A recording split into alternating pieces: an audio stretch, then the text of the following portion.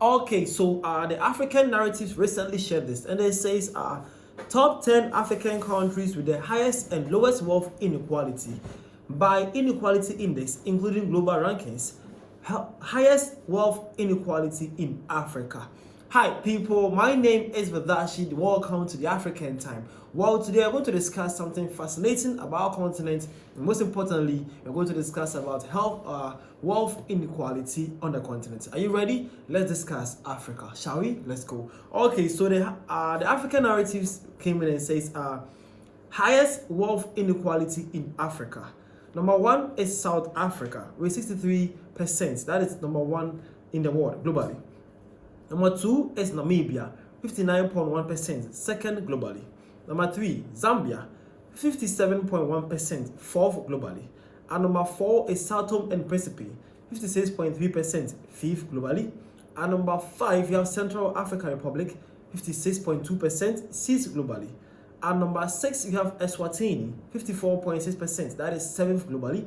And number seven, you have Mozambique, 54%, that is eighth globally. And number 8, you have Botswana, 53.3%, that is 10th globally. And number 9, you have Angola, 51.3%, that is 13th globally. And at number 10, we have Guinea-Bissau, 50.7%, 15th globally. Well, there you have it. Okay, I don't know how to start with you guys, but this is serious here. Top inequality countries or highest inequalities countries in the world had the top 10 had around 8 African countries being featured in. And the worst part is there are a lot of Southern African countries here. Why? No, let's get this thing straight. How are Southern Africans, you guys are trying to improve this health or wealth inequality? How are you going to balance this wealth inequality? Because this is serious here. How can we have number one, number two, number three, number four, all being from Africa, and mostly they are from the Southern Africa? Why should it be so?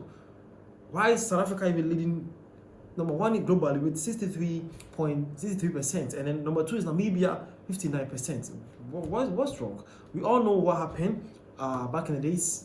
Apartheid regime that happened in South Africa. But seriously, it's been 30 years now. You guys need to do something about that, right? We need to do, because the wealth inequality here is very huge. I don't know why it's actually topping like that. Mostly the Southern African countries. You guys, your leaders need to do something about that. It's actually not cool. Well, we are not done yet. Let's broaden our studies here. Now, since we know the highest wealth inequality in the world, let's go inside and see the lowest wealth inequalities in Africa too. Are you ready? Let's go. Okay, so at number one we have Algeria. That is 27.6%, 152nd on the global ranking. Number two we have Egypt, 31.5%, that is 133rd in global ranking. And number three we have Seychelles, that is 32.1%, that is 129th globally. And number four we have Mauritania, 32.6%, that is 126th globally. And number five, you have Tunisia, 32.8%, that is 123rd globally. And at number six, you have Mali, 33%, that is 117th globally. And number seven, you have Guinea, 33.7%, that is 110th globally. And number eight, you have Niger, 34.3%, 107th globally. And number nine, you have Ethiopia, 35%, that is 102nd globally. And at number 10, we have Nigeria, 35.1%, that is 99th globally. So there you have it. These countries listed here are said to be your lowest inequality countries on the African continent, and also their respective global rankings too. Nigeria right here is the least one, being 99th globally, and also let's say the top 10, the top least one is Nigeria here. So big shout out to Nigeria, a country having a population of around 200 million people, but still they have been well balancing their wealth. Is actually good.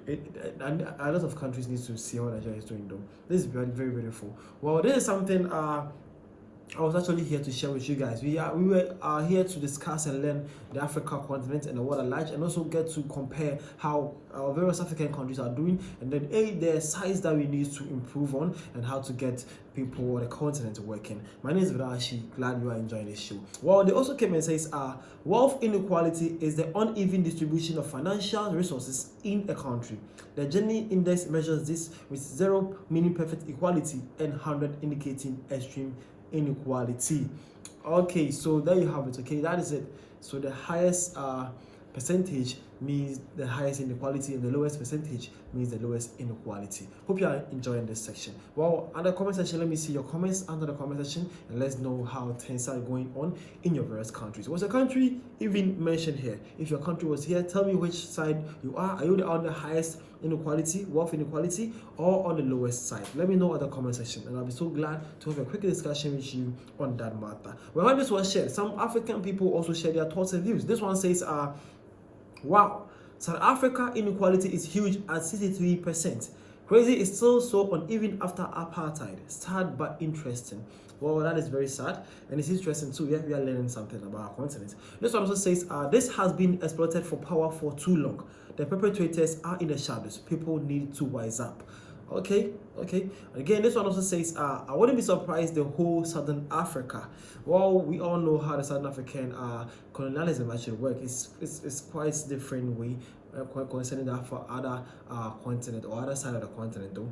That is pretty bad, but they need to wake up and do things right now. Well, this one says, addressing inequality requires sustainable policies that promote financial inclusion, job creation, and education. That's so true though. That's so true. If you actually want to address and make things better in a country of inequality, you need these three things to work: financial inclusion, stable economy, job creation, and most importantly, education. You need to educate your people, because the more you try to balance inequality, the more hate you create in the country, and then the stability of the country really is shaking. So I have to really educate people on that one.